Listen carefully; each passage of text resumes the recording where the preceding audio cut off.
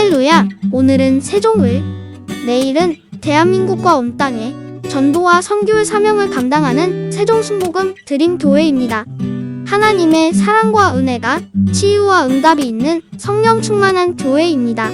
구독과 중보기도로 드림가족이 되어보세요. 오늘도 주 안에서 참 좋은 날입니다. 이제 오늘 우리 전도서 9장 11절부터 는 말씀을 우리 공부하겠습니다. 전도서 9장 11절 우리 다 같이 읽겠습니다. 내가 돌이켜 해 아래서 보니 발이 빠른 경주자라고 선창하는 것이 아니며 유력자라고 전쟁에 승리하는 것이 아니며 지혜자라고 식물을 얻는 것이 아니며 명철자라고 재물을 얻는 것이 아니며 기능자라고 은총을 입는 것이 아니니 이는 시기와 우연이 모든 자에게 임함이라. 오늘 우리가 세상 형편을 가만히 살펴보면 이 세상은 사람 이상의 배후의 어떤 위대한 힘이 인간의 운명을 다스린다는 것을 느낄 수가 있습니다.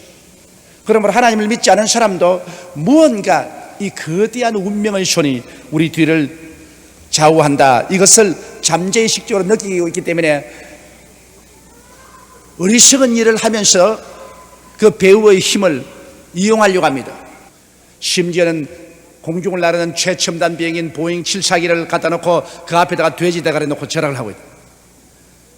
이 세상 사람들이 하는 일이 너무나 어리석고 무식한 것 같지만은 하나님을 모르는 사람들조차도 이 세상에는 인간이 아무리 최선을 다해도 그곳에는 우연한 일이 생겨나고 그리고 불행한 일이 생겨날 수 있다는 것을 알기 때문에 배후에 있는 어떤 큰 힘을 끌어다가 그 우연한 불행을 막아보자 하는 그런 행동을 하는 것입니다.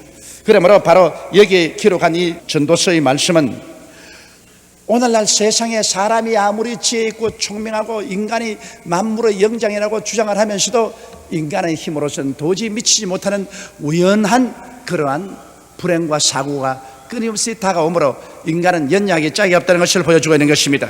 여기에 보면 발이 빠른 경주자라고 해서 반드시 1등을 안 한다.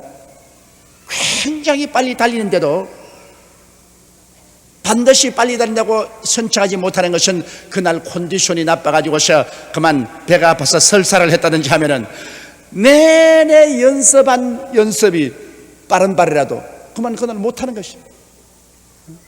아무리 마라톤 선수가 1년 내내 연습을 해도 시합날 그냥 배가 아파서 설사하면 그날 못하는 겁니다. 인간이라는 것은 우연한 이러한 불행이 많이 다가올 수 있다는 것이죠. 발이 반드시 빠르다고 해서 경주에 1등할 수 없고 빠르게 뛰다가도 넘어질 수도 있는 것이죠. 또 유력자라고 전쟁에 승리하는 것은 군대 수가 많고 무기가 좋다고 해서 반드시 전쟁에 이기지 않습니다. 왜냐하면 보십시오. 미국이 월남전에 들어가서 막강한 전력과 막강한 군대력으로 월남이라는 조그마한 공산주의 국가가 하고 싸웠는데 결국 미국이 졌거든. 그렇게 폭탄을 비오듯이 쏟아부어 넣고 그렇게 많은 인원이 가서 싸우고 그렇게 최신 무기로서 싸웠지만은 결국 월남전에서 졌습니다. 소련이 그 강력한 무기를 가지고 아프간 전쟁에 들어갔습니다. 아프가니스탄이라는 저 산악지대 조그마한 게리라들하고 소련이 붙었는데 소련이라는 그 거대한 나라가 그 거대한 군사로 그 현대 무기로 아프간의 게리라들하고 싸워가지고서 소련이 결국 지고 낭패를 당하고 물러갔어요. 반드시 군대가 많고 무기가 최신 무기를 가지고 있다고 해서 전쟁에 이기는 것이 아니에요. 군대가 적고 무기가 없이도 무서운 단결을 하고 달라들면은 그걸 못 이기는 것입니다. 고래로 전쟁에서 여러분 진 나라가 군사수가 적어서 무기가 나빠서 진 것은 없습니다. 내부 분열로 진 것인 것입니다. 내부가 분열되니까 지죠. 우리 역사를 보면 우리 한국의 고구려가 얼마나 강했습니까? 고구려가 수나라 당나라의 침략도 다 막고 강력한 힘으로 만주 벌판 일대를 다 점령하고 있었으면 연개소문의 아들들이 서로 싸우는 바람에 나라가 분열되었습니다. 그래서 연개소문의 아들들 싸움판에 그 아들 중에 하나가 나라로 도망을 쳐가지고서 적군편이 됐습니다. 그러니까 그 거대한 고구려가 망해버렸죠.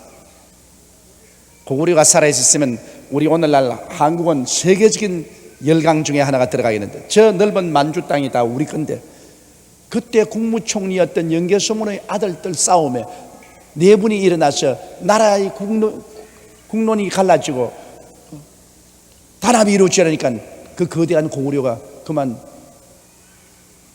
신라와 당나라의 협공을 받아서 망해버리고 말았습니다.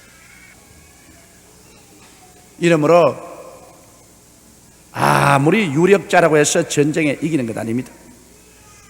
지혜자라고 식물을 얻는 것이 아니며, 지혜가 많다고 해서 잘 먹고 잘 입고 잘 사지는 않습니다. 또 이 세상에 보면 상당히 지혜자가 세월을 얻지 못해가지고서 찢겨가지고서 빛을 보지 못하는 사람도 있고, 명철자라고 재물을 얻는 것도 아니며, 명철한다고 해서 반드시 돈벌이 잘하는 것도 아니고, 그러니까 여러분 반드시 학교에서 지혜가 있고 명철했다고 해서 이 사회에 나가지고서 식물을 얻고 그러고 돈을 버는 것은 아닙니다. 그럼 공부하지 말아야지, 그건 아니고 뭐 할 때는 열심히 해야 되겠지만, 그러나 반드시 학교의 1등이 사회의 1등이 되지 않는다는 이 사실도 또 우리가 알아야 되는 것입니다. 이 세상에 여러분 아주 공부를 잘하고 머리가 좋은 것보다도 사회생활은 몸이 건강하고 마음이 좋아야 되는 것입니다. 몸이 건강해서 어려운 일을 견디낼 수 있는 체력이 있어야 되고, 그 다음 마음이 넓어야 돼요. 마음이 이렇게 대통처럼 좁아가지고서 그냥 남을 가르치고 시기하고 이러면 마음이 넓어가지고서 많은 사람을 포용할 수 있고, 그리고 선한 사람이 되어서 많은 사람이 신뢰를 받고, 그렇게 살아나가면 이런 사람이 더 큰 일을 할 수가 있는 것입니다. 그리고 기능자라고 은총을 입는 것이 아니니, 반드시 어떤 기술을 가졌다고 해서 특별히 다른 사람에게 은총을 받는 것도 아니다. 그러니 이 세상은 우리가 생각하는 것보다 너무 다르거든요. 사람 생각보다는 발 빠르다고 1등하는 것도 아니고, 힘 있다고 해서 전쟁에 이기는 것도 아니고, 지혜 있다고 해서 식물 얻는 것도 아니고, 명철하다고 잘 버리는 것도 아니고, 기능자라고 해서 반드시 그 사람이 대접을 받는 것도 아니고, 왜 이러노? 그러기 때문에 사람들이 경험을 해보니 인생을 살아가는데 인간의 힘만으로는 안 되기 때문에, 그 다음엔 돼지 대가리도 놓고 마른 맹태도 놓고 자꾸 비는 것이 그 때문에, 사람의 힘으로는 안 됩니다. 비나이다 도와주옵소서. 그래가 산에도 빌고 물에도 빌고. 그런 이유는 인간의 경험으로 이 세상에 살아보니 인간 이외에 큰 힘이 배후에 있다는 것입니다. 예수 안 믿는 사람은 그 힘이 뭔지 모르죠. 그래서 귀신의 도움을 받으려고 그러죠. 그러나 종국에 우리가 알아야 될 것은, 인간이 사는 데는 시기와 우연이 이 모든 자에게 임함이라. 하나님 없는 사람은 우연이라고 생각합니다. 우연이 못되고 우연이 잘되고 그렇게 생각하는데, 결국에 회개하고 깨닫고 보면은 하늘과 땅을 지으시고 세계와 그 가운데 모든 것을 주장하시며 인간의 생사화복을 주장하는 하나님이 계신다는 것입니다. 그러므로 발이 빠른 사람도 하나님께 의지해야 그 빠른 것이 효과가 있고, 유력한 자도 하나님이 계셔야 전쟁에 이기게 해주시고, 지혜가 있어도 그것이 하나님께 맡겨놓은 지혜가 되어야 올바르게 사용해서 식물을 얻게 되고, 총명이 있어도 하나님께 맡겨놓아야 하나님이 그 총명을 통해서 재물을 얻게 만들어 주시옵시고, 기능자라도 하나님께 의지해야 하나님이 그 기능을 가지고 은총을 있게 만들어 주시는 것입니다. 이러므로 하나님 없는 인간의 모든 능력은 언제 우연한 일이 닥쳐서 망할지 모릅니다. 그러므로 내일을 기약할 수 없어요. 인간은 그렇게 한계점에 도달하고 약한 존재인 것입니다.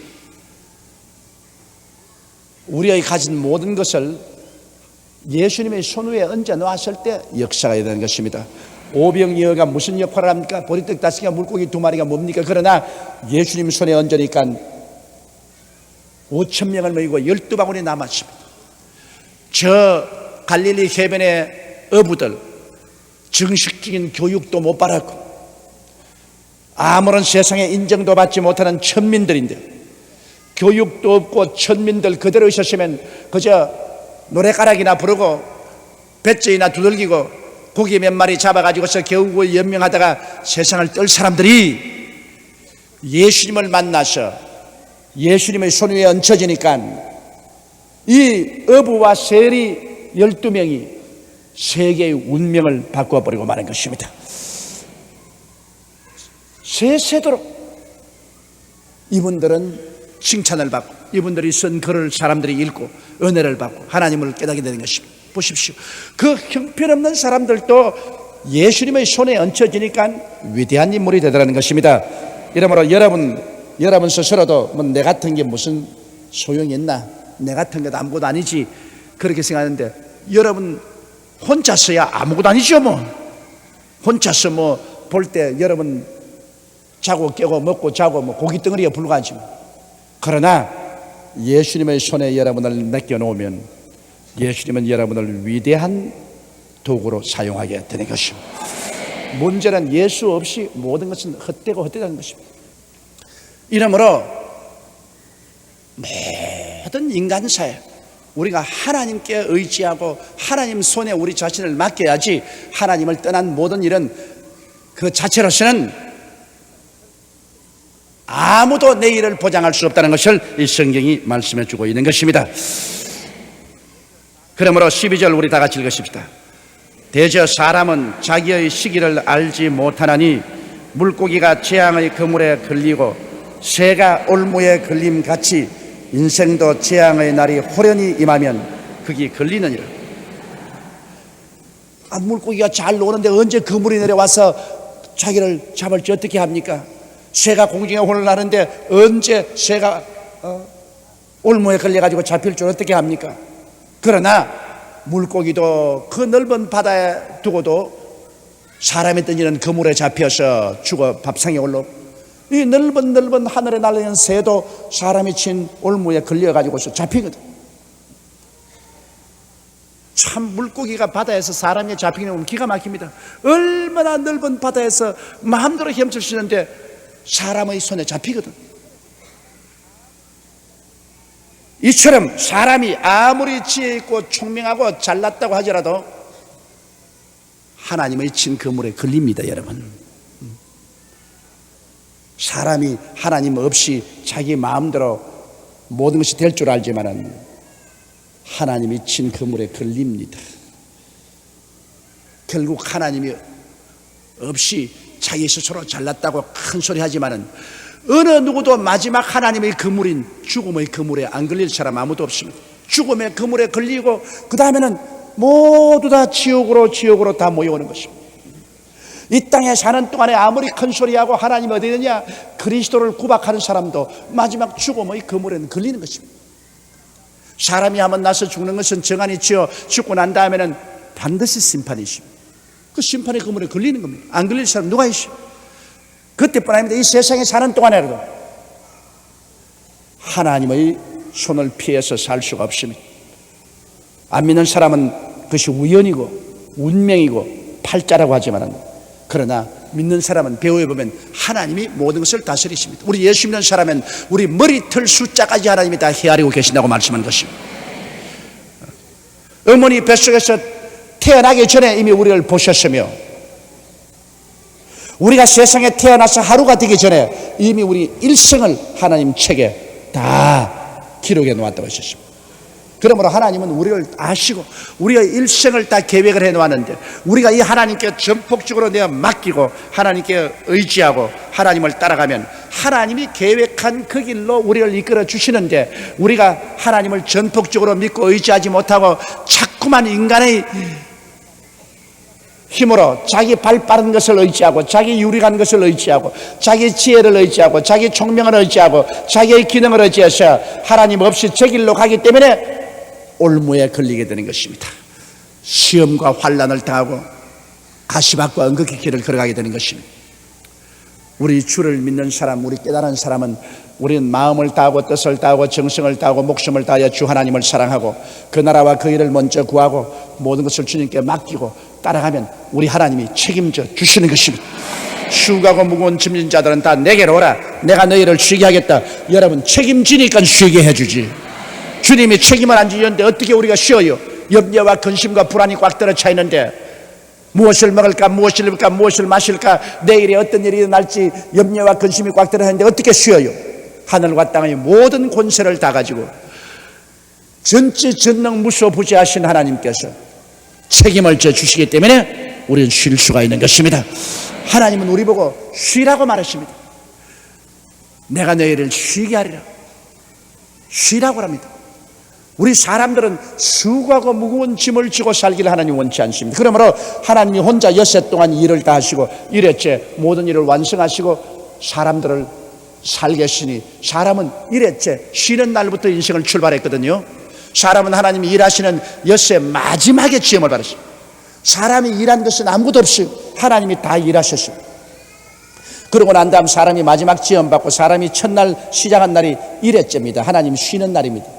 사람은 하나님 다 이루어 놓은 것을 누리면서 살아라. 그러므로 하나님 편에서 볼 때는 모든 일이 다 이루어졌기 때문에 우리는 믿고 따라만 가면 되는 것입니다.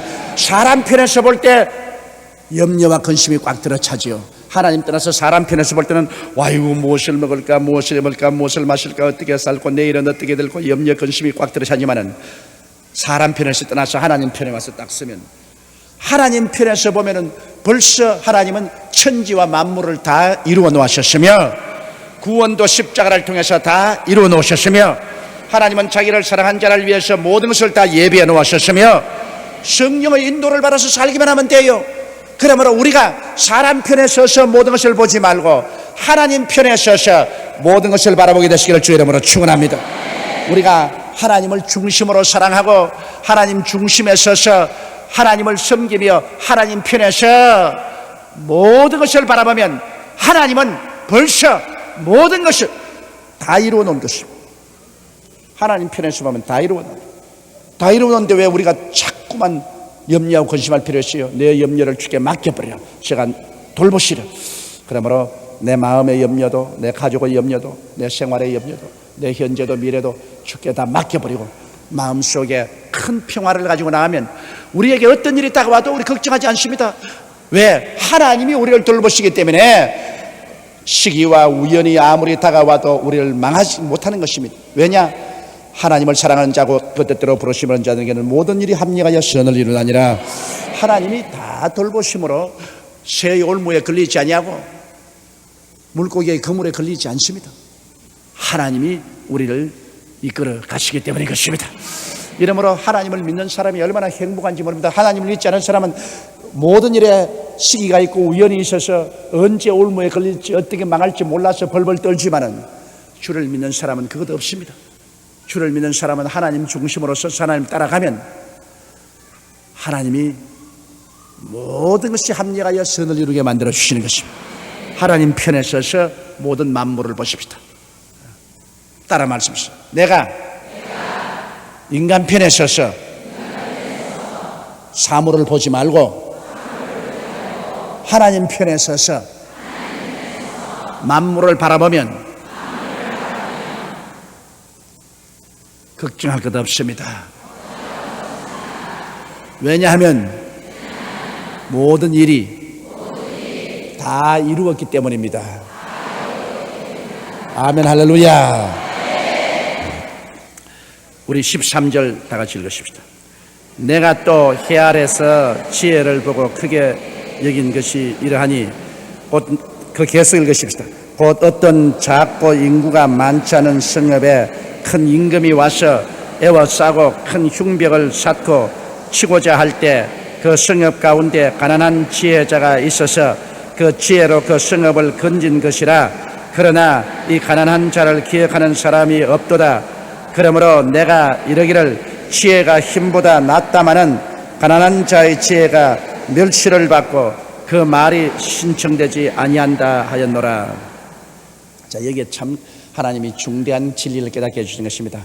한 조그마한 성이 있는데요, 힘 있는 임금이 거대한 군대를 거느리고 와서 그 성을 에워싸고 성을 쳐서 성을 빼앗고 그곳에 있는 모든 사람들의 재물을 다 넉탈하려 할 때 그 성을 지키는 임금이 자기 힘으로 도저히 그 적군을 막을 수가 없습니다. 그런데 그 성 안에 가난하고 헐벗고 굶주린 사람이지만은 아주 지혜 있는 사람이 있어가지고서 이 지혜 있는 사람이 밖에 나가서 그 공격하는 임금과 담판을 해가지고서 그를 설득시켜서 군대를 철수해서 물러가게 만들었습니다. 그랬는데 이 사람이 이런 일을 이루었으니 온 나라가 들썩하여 그 사람을 높이고 그 사람을 돌봐줄 것인데 전쟁에 이기고 난 다음에 아무도 이 사람에게 고맙다 하는 사람도 없고 아무 감사하는 사람도 없고 이 사람은 여전히 가난하고 헐벗은 사람이다. 그래서 성경은 말하기를 지혜가 군대의 힘보다는 낫지만은 그러나 가난한 사람의 지혜는 인정을 받지 못한다.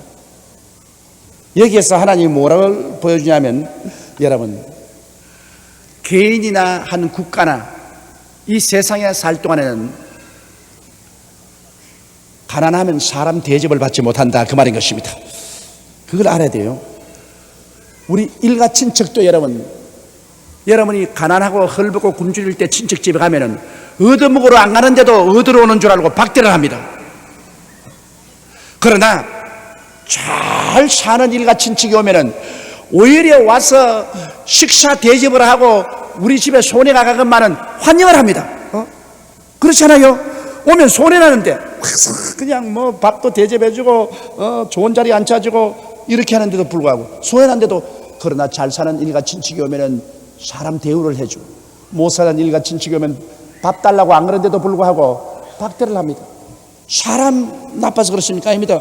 가난 때문에 사람 대우를 못 받는 것입니다. 동창들도 보십시오 여러분. 학교 다닐 때 얼마나 친한 친구로서 동창으로서 서로 좋아하다가도 졸업하고 사회에 나갔다가 나중에 낭패와 실망을 당해 가난하지만 가난한 동창 길거리에 만나면 피해갑니다 여러분. 딱 걸어오다가 정면으로 오면 그냥 골목길로 싹 피해갑니다. 왜? 혹시나 만나가지고서 또 돈 빌어달라 할까 싶어가지고 걱정이 돼가지고서 피해가거든. 동창들도 잘 살면 동창회 모임이나 모임에 포젓이 오지만은 동창도 못 살게 되면 모임이 안 옵니다. 안 옵니다. 왜? 가난하게 되기 때문에 사람 대우를 받지 못하는 겁니다. 나라도 그래요. 우리 대한민국도 여러분 하나님의 축복으로 말미암아 그동안 잘 살게 되어서 어느 정도 잘 살게 되었기 때문에 국제 무대에 나가서 한국이라면 코리아라고 손뼉도 치고 인정을 해주지. 옛날에 한국 가난한 60년대 내가 부흥회 다닐 때는 외국 나라에 가서 비자 받으려면 파스포드를 빼앗아서 그냥 서랍 속에 집어넣어 버렸습니다. 내가 참 서름당한 적이 있어요. 우리 필리핀에서 국제대회를 했는데 그때는 필리핀이 잘 살았어요. 필리핀에서 국제대회를 하고 그 국제대회한 모든 사람들이 필리핀에서 일본 동경으로 와서 동경에서 다시 대회를 하고 마치기로 했는데 그 필리핀에서 대회를 잘하고 이제 전부 일본에 들어갈 우리가 비자를 얻기 위해서 일본 대사관에 갔습니다. 줄을 쫙 서는데 미국 파스포르트 하니까 탁 도장지거든요. 영국 사람도 탁, 프랑스 사람도 탁. 그럼 내 차례 와서 내 파스포르트니까 일본 대사관에서 떡부는 수납 속에 집어넣고 내일 오라고. 그러니 다른 사람들이 날 보고서 너 파스포르트에 오음이 올랐냐? 빈대가 있느냐? 그거 왜 서랍이냐? 자기들은 장난으로 말했지만은 나는 피눈물이 그때 얼굴에 눈에서 나. 피눈물이. 그때 박정희 대통령 시절인데 내 마음속에 박정희 대통령과 똑같은 고함이 나왔어. 우리도 잘 살아보자. 우리가 잘 살아야 해외에 나가서 사람 대우를 받지. 우리가 경제적으로 약하니까 파스포르트조차 대접을 못 받죠. 그날 비행기 타고 다른 사람은 다 갔는데 나는 필리핀에서 마닐라에 혼자 남아가지고 그 이튿날 대사관에 가니까 아침에 가니까 낮에 오라게, 낮에 가니까 저녁에 오라게, 저녁에 가니까 또 내일 오라 그래. 국력이 약한 자의 서름을 제가 그렇게 톡톡히 당했습니다. 그러니까 내가 나중에 파스포르트 비자 받아서 일본 가니까 일본에서 벌써 다 끝나고 말았어요. 그러나 요 사이는 한국 파스포르트가 가치가 있다고요. 어느 곳에 가나 한국 파스포르트 내놓으면 관세하지 않습니다. 왜냐? 그것은 한국이 그만큼 부자가 되었기 때문인 것입니다. 이러므로 우리가 하나님을 잘 믿고 어찌하든지 열심히 일해가지고서 부자가 되어야 되는 것입니다. 여러분, 부자가 돼요. 하나님은 부자 하나님이 그러십니다. 아브라함의 하나님, 이삭의 하나님, 야곱의 하나님은 죽은 자의 하나님이 아니라 산자의 하나님인데, 아브라함은 거부였지요. 아브라함의 아들 이삭은 거부였지요. 이삭의 아들 야곱은 거부였지요. 야곱의 아들 요셉은 애굽의 국무총리였지요. 여러분, 하나님을 모신 사람들 중에 거지가 없습니다. 성경에 보면 하나님이 모두 다 거부를 만들었죠. 문제는 우리가 물질 가지고 하나님 위해 사용하지 않고 우리가 육신의 정욕을 위해서 쓰면 그건 안 되는 일이죠. 그러나 우리가 먼저 구할 건 먼저 구하고 나중 구할 건 나중 구하는데, 하나님이 어떻게 사람에게 복을 안 주겠어요? 성경에 보니까 하나님께서 공중의 새도 생육하고 번창하라 했고, 물고기도 보고 생육하고 번창하라고 해놓고, 짐승도 지어놓고 생육하고 번창하라고 축복했는데, 사람 지어놓고 말라 죽어라, 그렇게 했다면은 하나님 창조의 원리에 어긋납니다.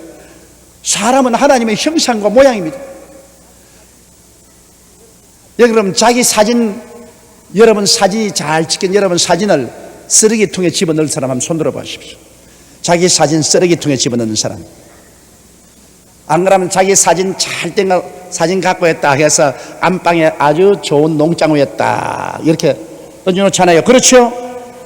사람들마다 여러분 뭐 방학 때 어디 가거나 휴가 가거나 함께 뭐 야유회를 가거나 단체 사진 찍고 난 다음 사진 나오면 제일 먼저 누구 얼굴 먼저 찾습니까? 예?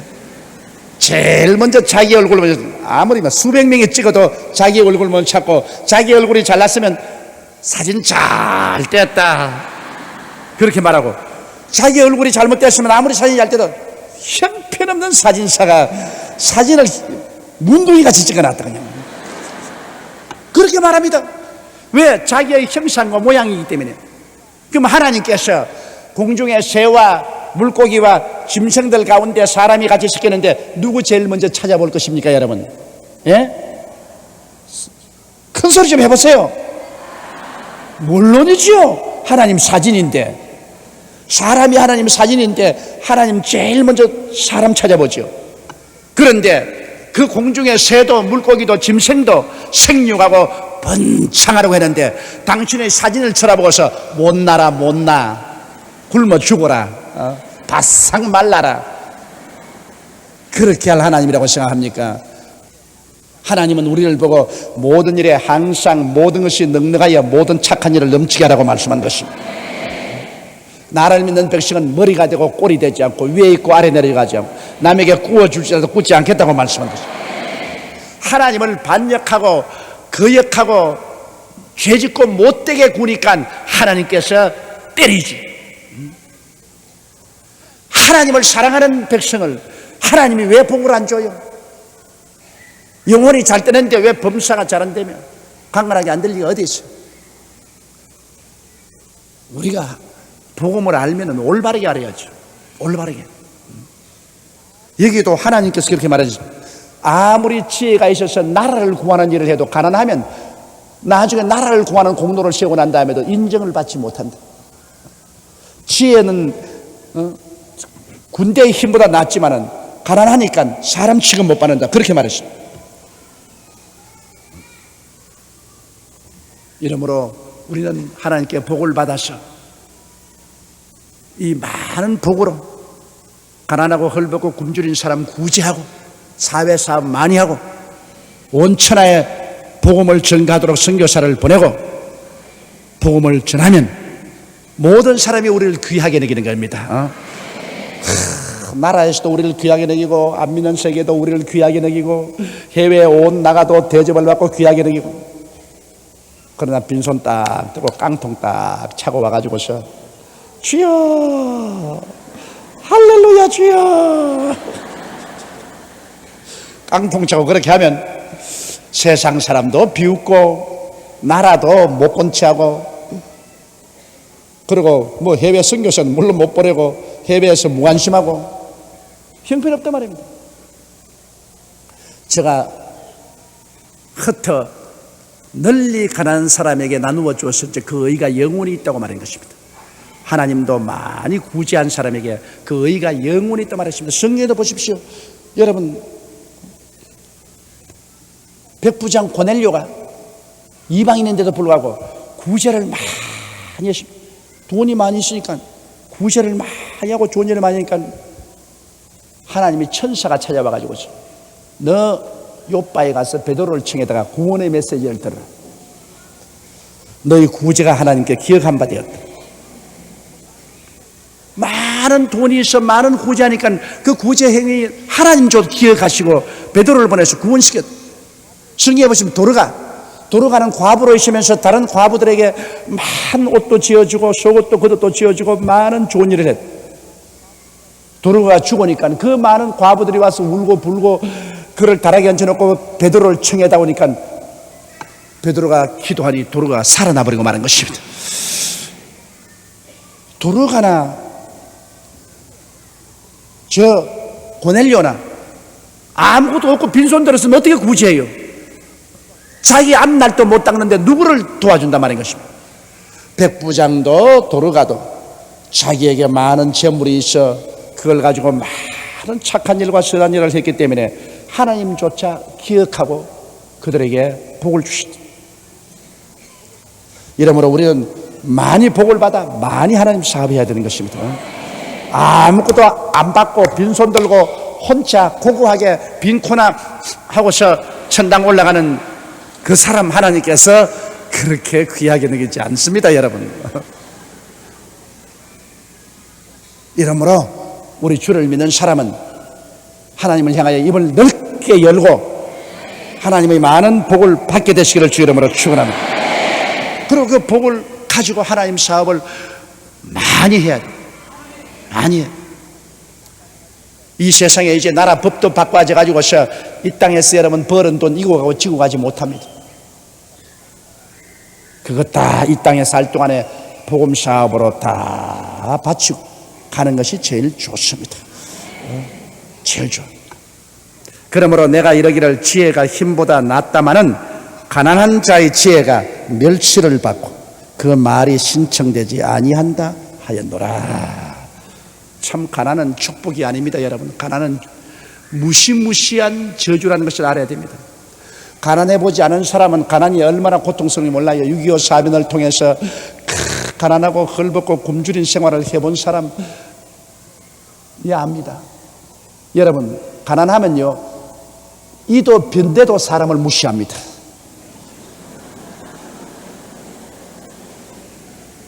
하, 6.25 사변 난 이후로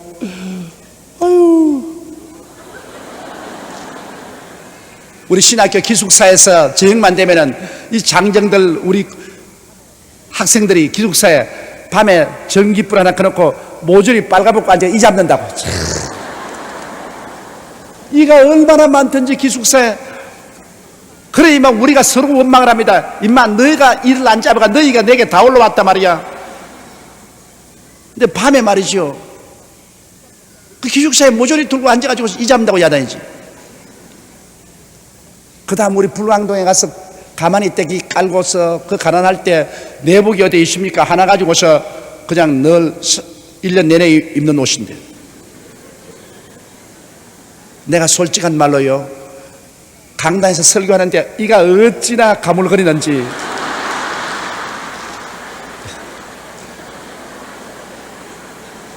그래 이렇게 이 바지를 이렇게 털면은 이 강대산 밑에 여기 이가 떨어진다고요. 그럼 빨리 발로서 이렇게 문질러 버리면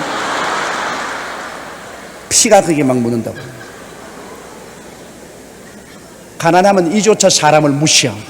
그런데 요사이 어느 선생님이 학생들에게 옛날에 이가 있었단다 그러니까 학생들이 이가 뭡니까 그래서 종로 내거리에 돌아다니면서 겨우겨우 이 한 마리를 5,000원 주고 샀다 그래요. 이 한 마리를. 알코올에 넣은 이 한 마리를 5,000원 주고 샀. 그 애들에게 욕이 이다고 보여줘. 우리가 잘 살게 되니까 이도 다 도망쳐버리고, 빈대도 다 도망쳐버리고, 병균도 다 도망쳐요. 사람이 가난하면 여러분 이도 무시하고, 빈대도 무시하고, 호열자도 무시하고, 감기도 무시하고, 폐병도 무시하고, 온갖 저주가 다 모여와요. 그게 가난이 축복입니까 여러분? 가난해도 낙심하지 않고 할렐루야 하는 그 정신인 축복인 것입니다. 그러나 가난 자체는 무시무시한 저주입니다. 가난한 사람은 병들면 죽습니다. 그러나 부자는 병들면 그래도 인류 병원에 들어가서 치료도 받고 안정도 할 수 있습니다. 절대로 가난이 축복이라는 말 믿지 마십시오. 가난은 저주인 것입니다. 가난은 저주요. 에덴 동산에서 아담과 하와가 하나님께 쫓겨나와서 저주받았을 때 땅은 가시와 은거키를 내며 이마에 땀을 흘려 먹고 살겠다고 했습니다. 그러므로 가난은 저주이지 축복이 아닙니다. 그런데 예수 믿고 난 다음 우리 복받은 사람인데 왜 우리가 저주 속에 살아요? 그리스도께서 우리를 위하여 저주를 받은 바 되사 율법의 저주에서 우리를 속량하였습니다. 이는 기록된 바 나무에 달린 자마다 저주 아래 있는 자라 하였습니다. 이는 그리스도 예수 안에서 아브라함의 복이 이방인에게 미치게 하고 성령을 선물로 받게 하심이라. 주님이 얼마나 가난을 미워하셨던지 우리를 위해서 가난을 다 모면해 주기 위해서 주님이 저주를 대신 받아 십자가에 매달렸습니다. 가난이 보통 것이 아닙니다. 주님이 대신 저주를 받아 십자가에 매달려 몸을 찢고 피를 내서 그를 청산할 정도로 무시무시한 저주입니다. 예수께서 십자가 고난을 통해서 다 청산해 주었으니 우리는 그리스도를 믿고 하나님 중심으로 서서 이제는 복을 구하는 여러분 되시기를 주의 이름으로 축원합니다. 절대로 복을 구하는 것이 나쁜 것 아닙니다. 복을 구하는 것은 정상적인 것입니다. 복을 구하고 복을 받는 것은 하나님을 기쁘시게 하는 것입니다. 왜냐하면 하나님의 원래 뜻이 복을 주는 것입니다. 생육하고 번창하는 것이 하나님의 뜻입니다. 형통하는 것이 하나님의 뜻인 것입니다. 이러므로 예수를 믿고 하나님께 나오는 그 길이 우리가 가장 복받고 형통할 수 있는 협경의 길인 것입니다. 자, 그 다음 17절 우리 다 같이 읽으십니다. 조용히 들리는 지혜자의 말이 우매자의 어른의 호령보다 나으니라. 바보가 말이야 고함고함 치고 호령하는 거 들어봤자 무슨 소용이 있어요? 나 교회에 와서 조용하게 여러분 이런 설교 듣는 것이 훨씬 좋지 않아요? 그렇죠? 제가 지금 설교하는 것은 지혜자의 말입니다. 왜냐? 하나님 말씀을 지혜자의 말씀입니다. 왜 지혜자의 말씀을 와서 조용하게 듣는 것이 바보들이 모여가 고함고함 치는 소리 듣는 것보다 낫다. 말할 필요 없죠 뭐. 그 다음 18절요. 지혜가 병기보다 나으니라. 그러나 한 죄인이 많은 선을 배겠게 하느니라. 지혜가 병기보다 낫다는 것은 아까 말한 것처럼 지혜로운 사람은 좋은 선한 말로서 큰 군대도 물리칠 수가 있는 것입니다. 지혜가 병기보다 낫죠. 그러나 한 죄인이 많은 선을 배겠게 하느니라. 우리 한국 속담에 미꾸라지 한 마리가 온 도랑의 꾸정물 다 일으킨다고. 그러니까 한 죄인이 많은 선을 배겠게 할 수가 있는 것입니다.